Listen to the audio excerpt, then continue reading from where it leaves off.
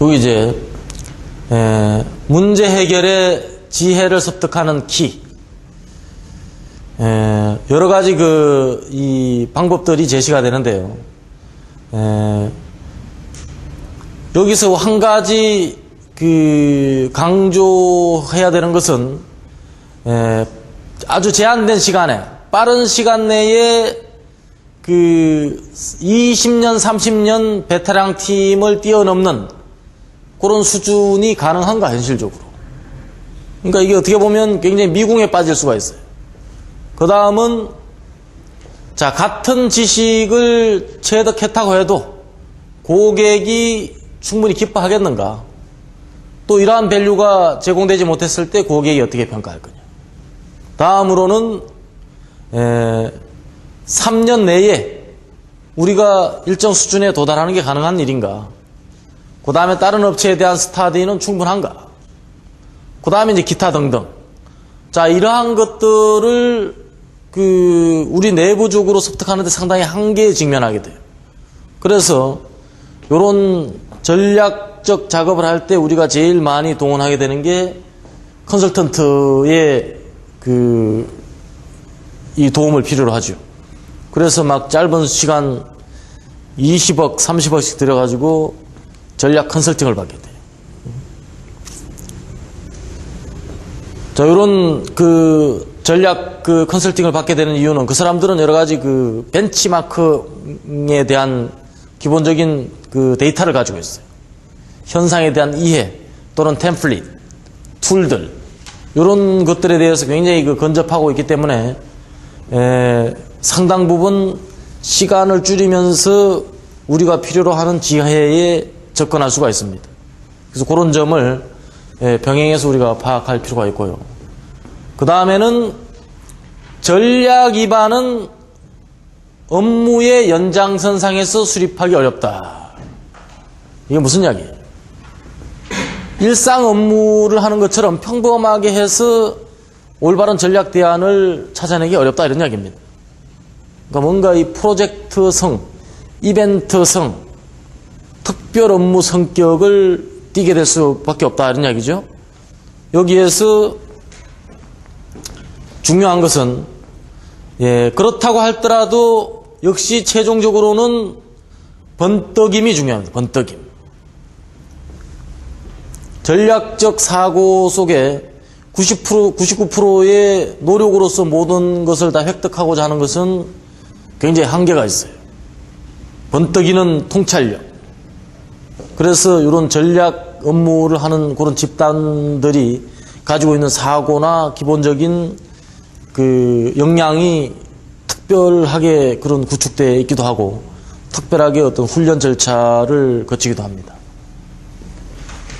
그래서 어떤 무작정 시간을 들여서 노력해서 돼야 될 문제만도 아니다라는 걸 말하고 있는 거고요. 그 다음에 이제 데이터인데요. 우리가 이 데이터가 많다고 해서 또 올바른 지식이 나오는 것도 아니에요. 실제 정보의 활용량은 일정 부분 이상이 되면 더 이상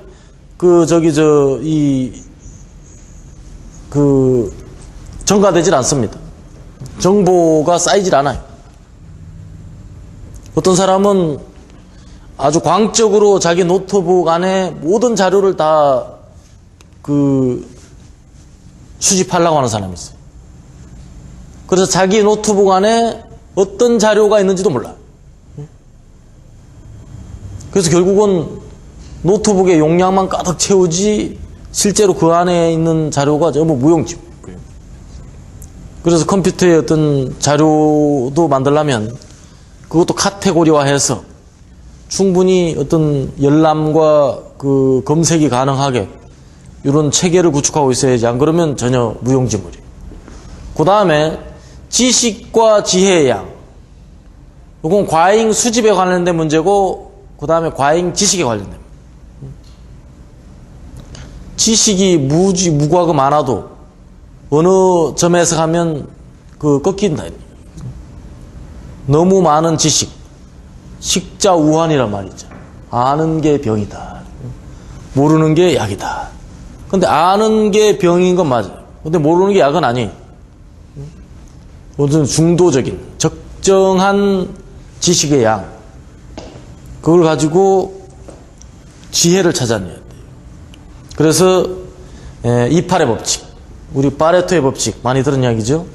그래서 적정한 양의 지식의 습득을 통해서 뭔가 지혜를 짜내는, 그래서 양질의 전략 분석을 수행하는 데는 통상 4개의 브레인 파워가 필요합니다.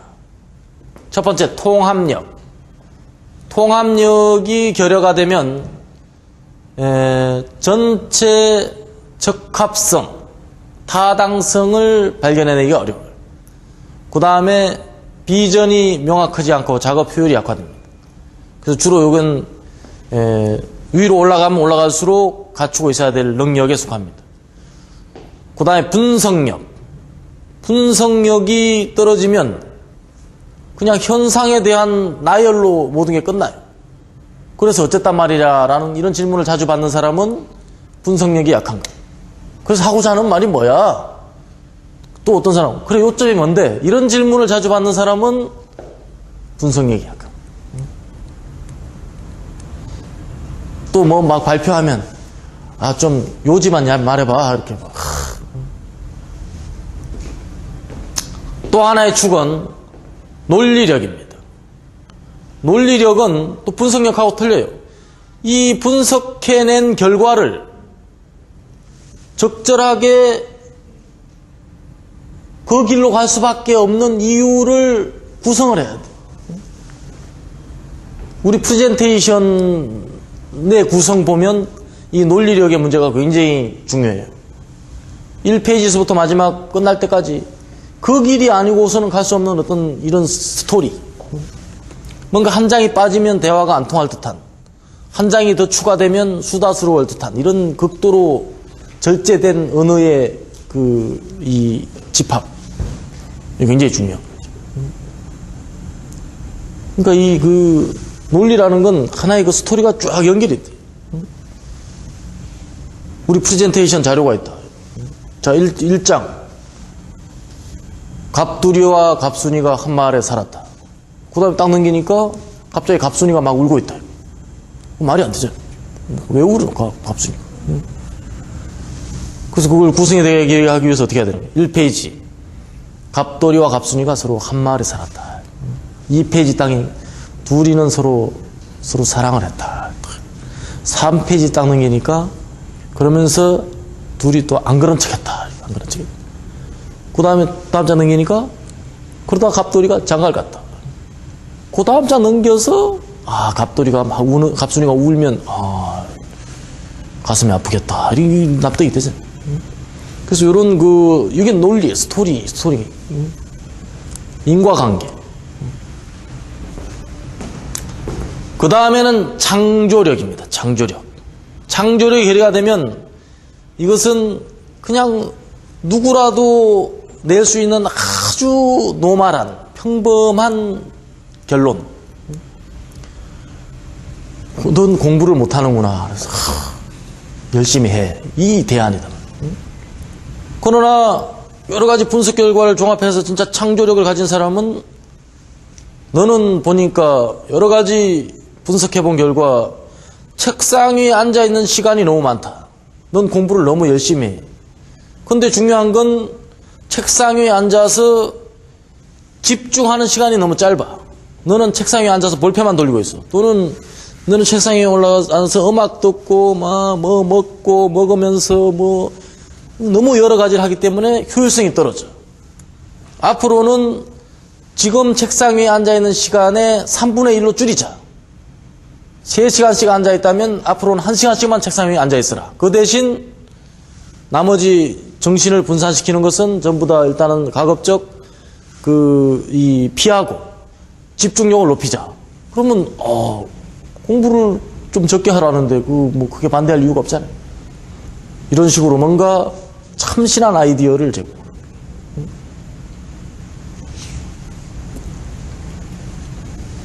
우리 꼬마가 고등학교 2학년인데 하루는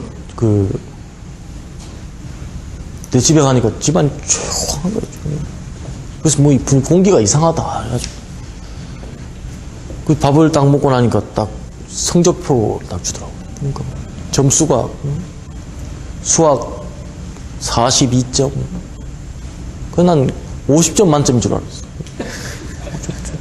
어떻게 42점이라는 점수가 어떻게 나오겠어? 영어 48점. 근데 중간에 쭉 내려가니까 한문 86점 이렇게 나오고. 와, 그때서야 이게 100점 만점인 100점 만점이 모양이다. 한문만 100점. 네? 한문만? 네. 그래서 일단 다 보니까 기가 막히더라고요. 석차가 딱 나오네 보니까 530명 중에서 510등.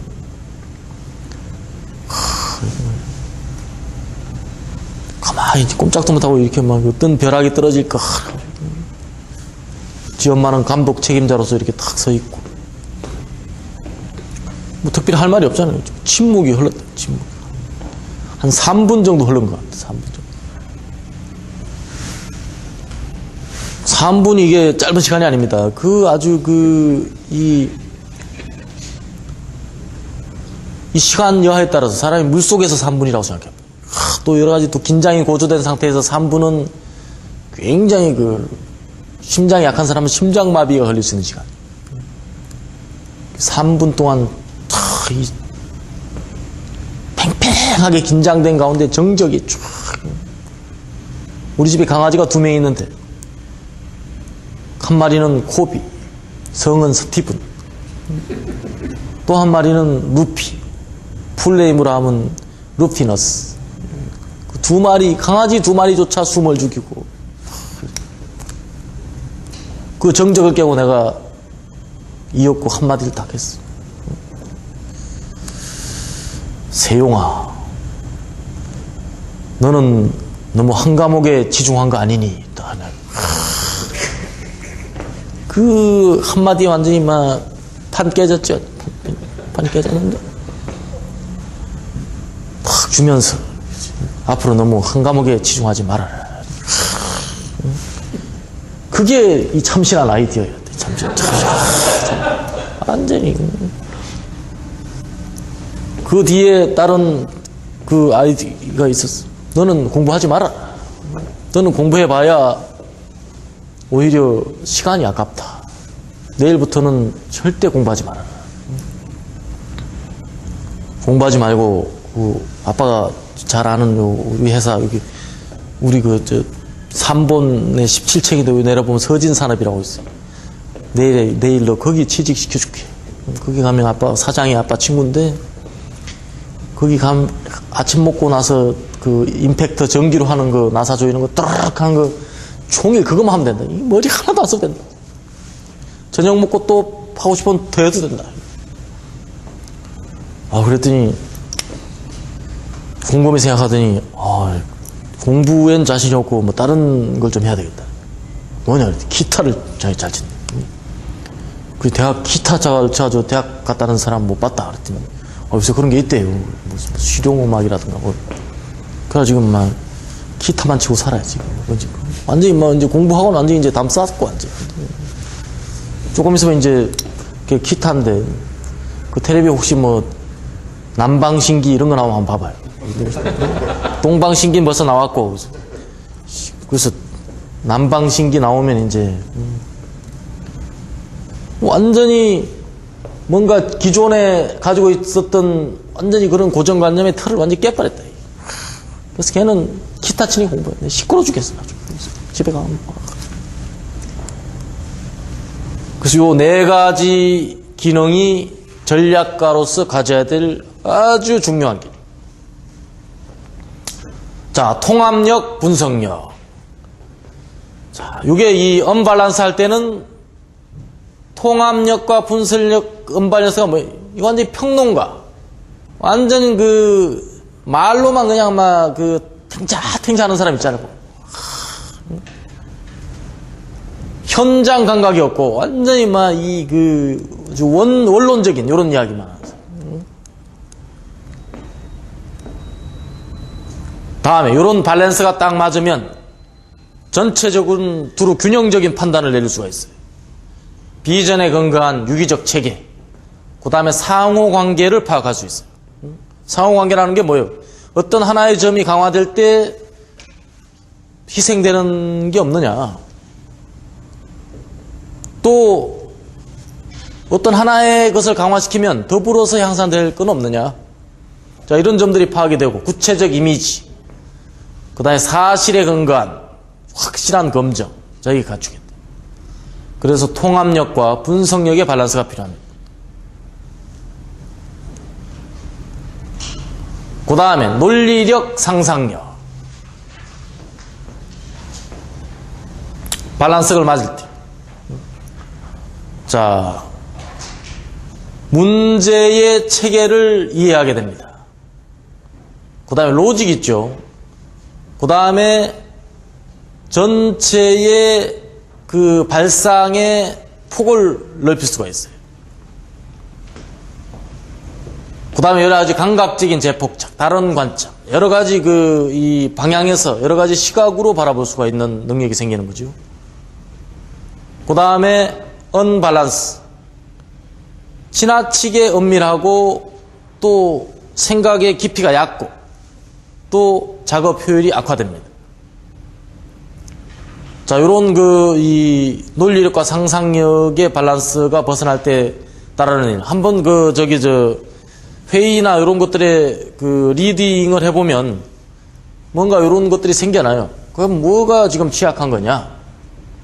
근데 사람도 이렇게 딱 이 테스트를 하면 논리에 강한 사람이 있고 통합에 강한 사람이 있어요.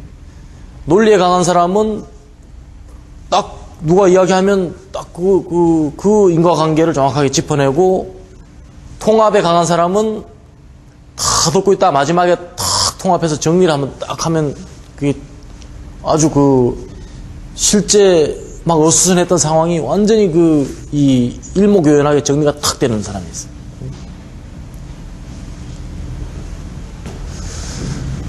스킬 개발의 확보 방안.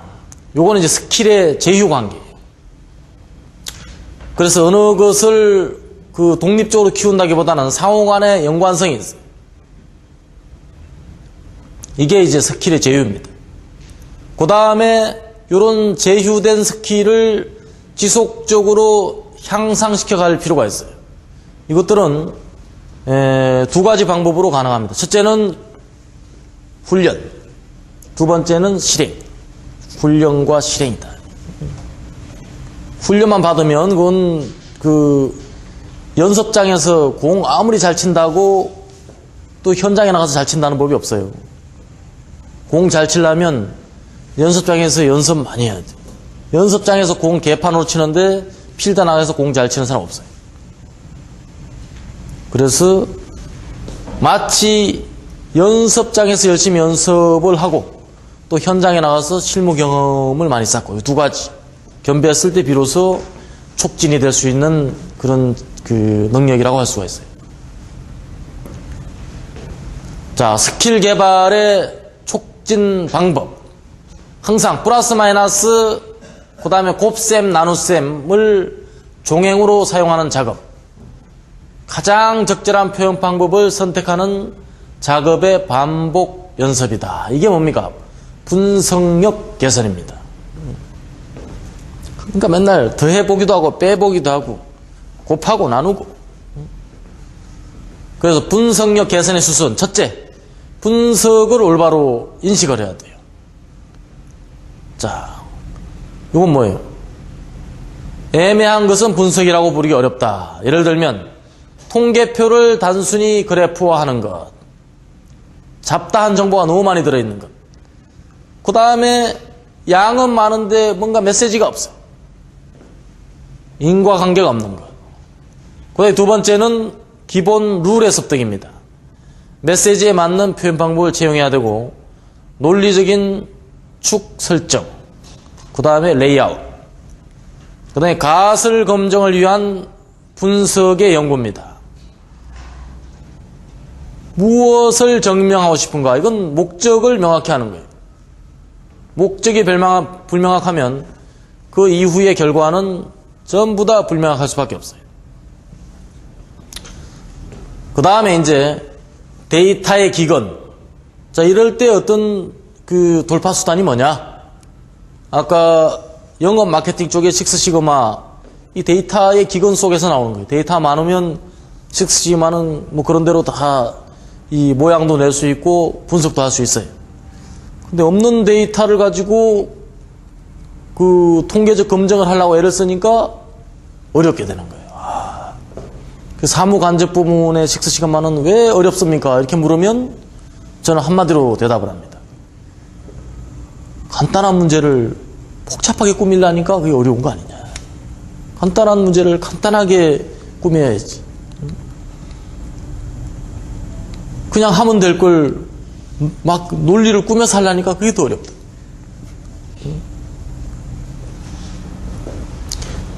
비가 오면 우산을 쓰고 가면 되지. 왜 우산을 써야 되는지, 우산의 재질은 뭘 해야 되는지, 비의 양에 따라서 우산의 종류를 다시 선택해야 되는 건지, 이걸 다 검색하고 난 다음에 우산 쓰고 나갈 이유가 있느냐. 식스시그마 그렇게 하는 사람들 많이 봤어요. 그 다음에 이제 반복적으로.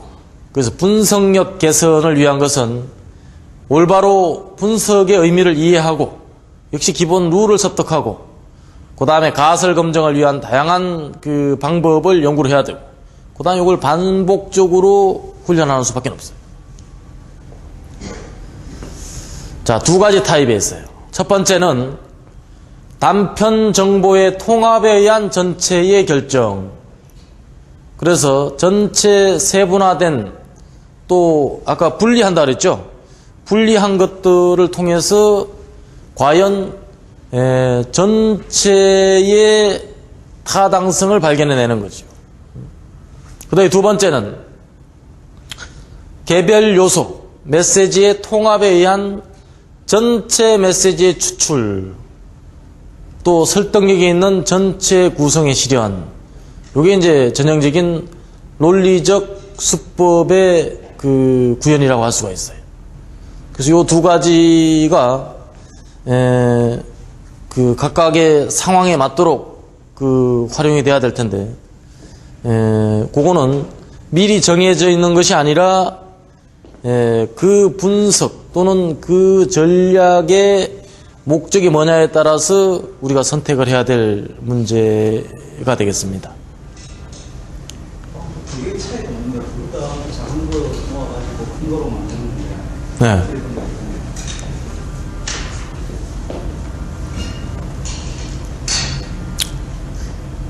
둘 다 작은 것들을 모아가지고, 자, 요거 단편 정보 통합에 의한 전체상의 결정. 요거는 개별 요소, 메시지의 통합에 의한 전체 메시지의 추출.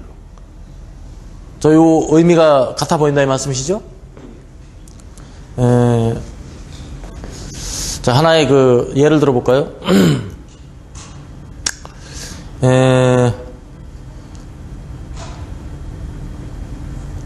자, 예를 들어가지고, 요 이제 세그멘테이션이란 말이 나와 있는데, 예를 들어가지고, 우리 회사의 신사복 매출이 줄어들고 있다. 자, 그러면 줄어들고 있는 걸 분석하기 위해서 여러 가지 이제 지역별로 일단 세분화를 먼저 하겠죠. 또 어떤 뭐 연령대별로도 할 수도 있고, 또 경쟁사 대비 이렇게 분석할 때도 있고. 그래서 그 따져봤더니 그 전체가 그 그 매출이 적은데 유독 매출이 향상되는 그룹이 있고 또 그 전체 저조한 그룹이 있다. 이렇게 예를 들면 그런 상상된 그룹에서 취한 여러 가지 그 전략적 행동이나 마케팅 활동들이 있을 거 아닙니까? 그런 활동들을 그 개별적으로 살펴본 결과, 아, 그 사람들은 뭔가 고객에 대한 이력 관리를 하고, 그 다음에 그런 이력을 통해서 적절한 타이밍이 되면 개별적으로 어떤 접근력을 높였다. 뭐 이런 그 어떤 분석 결과가 나왔단 말이죠.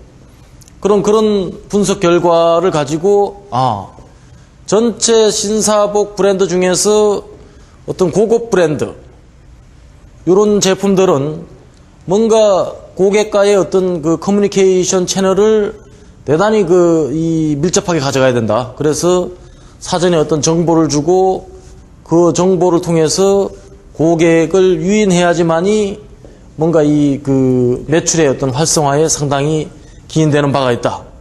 그런 전략을 갖다가 포괄적으로 전체에 연결시켜주고 이제 그런 경우가 이제 첫 번째 경우에 해당이 된다고 하겠고요. 두 번째는 요 이제 개별 단편 정보 통합이라기보다는 요거 하나의 요소라는 측면에서 일단 접근을 할 필요가 있어요. 예를 들어 가지고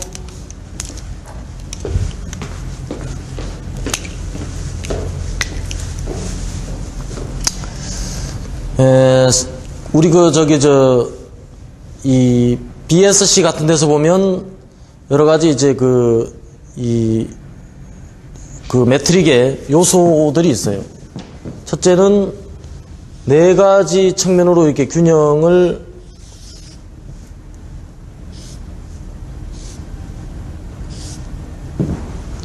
예를 들어 가지고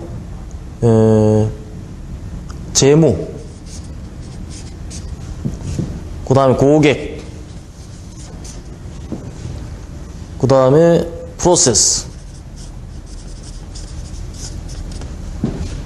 그 다음에 러닝 앤 그로스.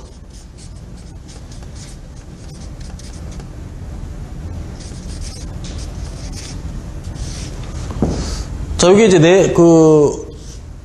전체 레벨업 시켜야 될 네 가지 요소들이에요. 근데 예를 들어 가지고 지금 뭔가 재무적 결과가 나쁘다.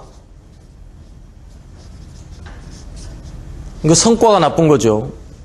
자, 성과가 나쁜 게 최종적인 결과라면, 자, 이런 네 가지 구성 요소의 상호 인과관계나 연결고리 속에서 과연 뭐가 어떻게 영향을 미치느냐.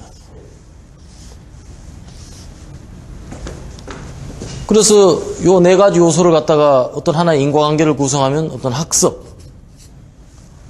또 어떤 프로세스, 그 다음에 고객, 그 다음에 재무.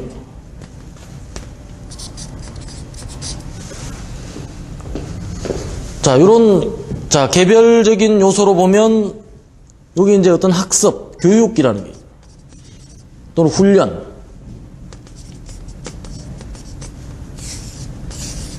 자, 이런 요소들이 결국은 프로세스의 어떤 운영 능력을 향상시킨다.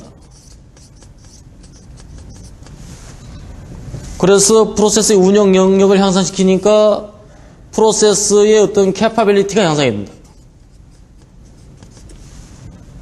자, 이런 향상된 캐파빌리티가 어떤 고객 만족, 어떤 CS의 향상이 도모가 되고 결국은 판매량이 증가됐다. 그 다음에 이런 것들이 결국은 하나의 어떤 매출 증대나 또 하나의 어떤 ROI나 어떤 이익이 향상이 됐다. 자, 이런 구조하고 한번 예를 들면, 아까와 같은 경우는 어떤 개별적인 활동들을 갖다가 어떤 전체로 확산시킴으로써 어떤 효과, 전체 조직이 가야 될, 전체 네트워크에서 판매 활성화를 도모해야 될 그런 이 이유를 갖다 찾은 거고요.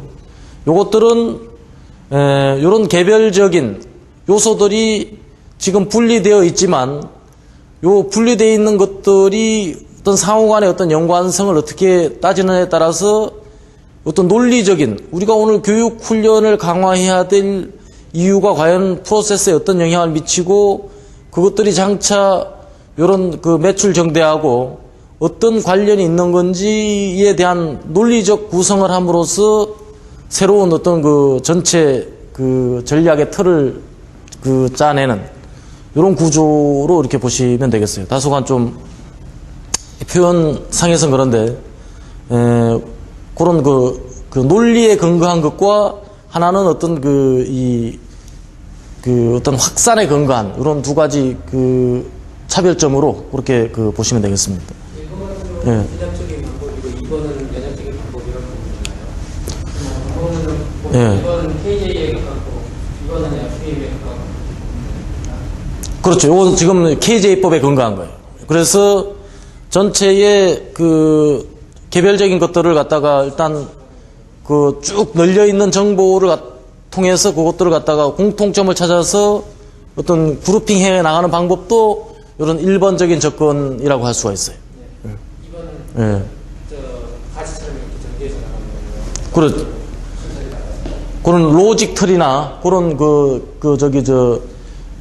전체 하나의 상에서 어떤 하나를 분화해 나가는 그런 그 방향성도 있고, 또 하나는 전체 흩어져 있는 것들에 대한 어떤 인과관계나 연결고리를 갖다 확보하는 측면도 있고.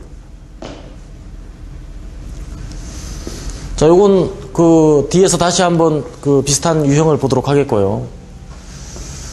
자, 일단 지금 2시입니다. 지금 첫 시간에 굉장히 졸릴 시간인데, 지금 역시 블랙벨트들이라서 놀라운 지금 집중력들을 지금 보이고 있어요. 그런 의미에서 잠시 휴식을 하고 다음 시간 계속 가도록 하겠습니다. 2시 10분에 시작합니다. 살펴보고, 그 다음에 이제 전략의 수립에 관련된 자료를 보도록 하겠습니다. 그 다음에 스킬 개발의 창조력 개선에 유용한 방법. 여러 가지 요새 창조성 개선에 대한 툴도 있어요. 여러 가지 프로그램도 있고. 근데 이제 그런 스킬 지향적인 것들이 단시간에 뭔가 효과를 볼 수도 있는데, 근데 그게 역시 기본적으로 좀 시간이 걸려야 돼요. 단숨에 그냥 갑자기 막 에디슨처럼 된다는 게 이게 쉽지가 않죠. 이제 다만 이제 기업이 지속적으로 이런 방향으로 계속 시도할 필요가 있는 거예요. 이게 뭐 어느 이벤트적으로 한번 딱 했다고 이게 달라진 게 없는데 계속 이런 식으로 하다 보면 전혀 이제 시도가 안 되고, 지속적이고도 끊임없이. 첫 번째는 리소스풀화. 자, 이 업종, 다른 분야의 지식, 문제 해결 수법의 마스터. 이 결국은 다양한 분야의 것을 습득을 하고, 살펴보고, 또 벤치마킹. 자, 이런 것들이 이제 기본적이죠. 일단은 뭔가 이 기본적인 자료를 가지고 있으면 든든합니다. 내가 가지고 있지 않은 것과 가지고 있는 보따리 속에서 풀어서 쓰면 된다는 것하고는 굉장히 큰 차이가 있죠. 그 다음에 역시 이제 폭넓은 체험의 중시. 관찰한다, 직접 듣는다, 접촉한다, 느낀다. 요건 이제 별도로 기업에서 이렇게 개별적으로 접근하는 것은 어렵고, 역시 계속 그런 기회를 가질 수 있도록 뭔가 만들어주는 거예요. 어떻게 보면 블랙벨트 활동이 딱 요 활동에 딱 맞아요. 그래서 어느 한 부문만 담당하기도 하지만 또 두루 로테이션 할 수도 있는 그런 여지를 삼으면 훨씬 더 유용하다고 볼 수가 있어요.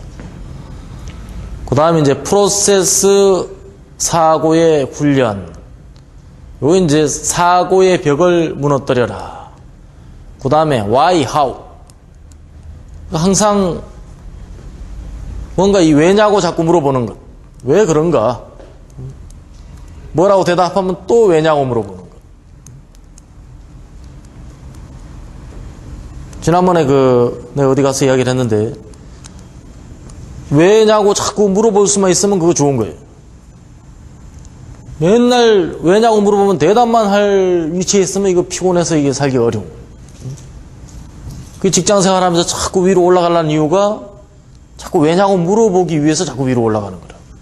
왜냐, 밑에 있으면 자꾸 대답만 해야 되니까 그걸 질문을 하려면 위로 올라가야 돼.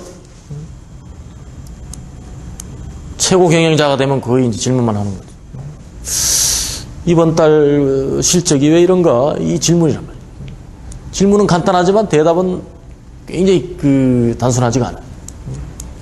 그러려고 자꾸 이제, 예? 모르겠습니다. 그래도 건강하면 뭐 계속 그렇게 나갈 수 있는 거죠. 모르겠습니다. 몇 번 하고 나면 그 다음에 갑자기 그 사람을 봤다는 사람이 없어요. 이상하게. 고생했다는 거. 그 사람이 어디 갔는가 물어보면 모르겠습니다. 그렇지. 이제 그 사람이 어디 갔는가 하면 모르겠습니다 하면 그 사람도 없어지. 계속 이제 날이 새면 한 사람씩 없어진다. 요새 화성에서 날만 새면 부녀자 한 사람씩 없어진다. 지금 큰일 났어요, 지금. 한동안 조용하더니 원인 자중하던 누구예요, 다시 나타났나 봐요. 좀 쉬었다가 지금 방학 끝났고 지금 다시 행동을 개시한 것 같은데. 화성 비봉 그쪽 근처에서 지금 그 양반이 그쪽 지리에 능통한 것 같아요. 응? 근데 다 40대 그건 50대 중반 됐으면 이제 취향이 바뀌었나 보죠. 왜 신빙 대단히 세월도 흘렸으니까 그냥 놔두죠. 네, 지금 굉장히 그쪽에 누구 이웃이 살면 절대 밖에 저녁에 나가면 안 됩니다. 그 다음에 이제 여러 가지 환경의 연구. 한마디로 말하면 뭐라고 말하고 있냐면, 어쨌든 다양한 시도가 필요하다. 그래서, 다양한 시도를 한다는 것은 확률이 높아지는. 로또 복권에 당첨되기 위해서는 자주 사는 게, 그게 확률적으로는 자주 사는. 그 이외에는 그다지 방법이 없어.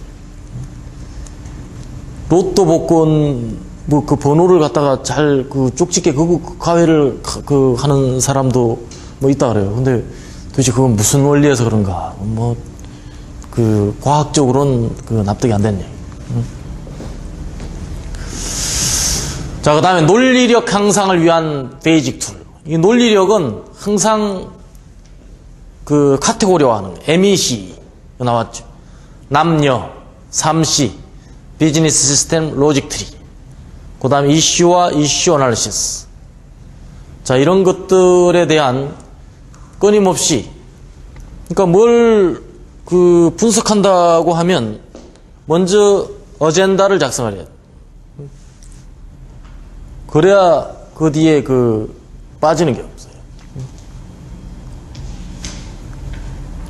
내가 건강해야 되겠다.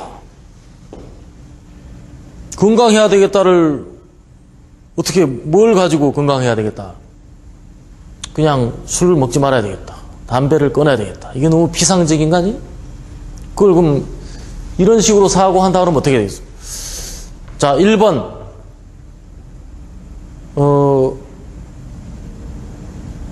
음식을 먹는 습관. 2번째, 운동 습관. 그 다음에 3번째는, 그 다음에 일상 업무, 스트레스. 4번째, 여러 가지 딱 정해놓고 거기서 각각 대안을 마련해 놓으면 그 중에서 이제 바이탈 퓨가 뭔가 나오죠. 안 그러고 지금 계속 스트레스만 받는데 담배를 팍 끊었다. 그럼 그게 약이 될지 독이 될지 그건 아무도 몰라요. 차라리 스트레스 받을 때 담배 한 대 딱 피는 게 훨씬 낫던 거 아니냐.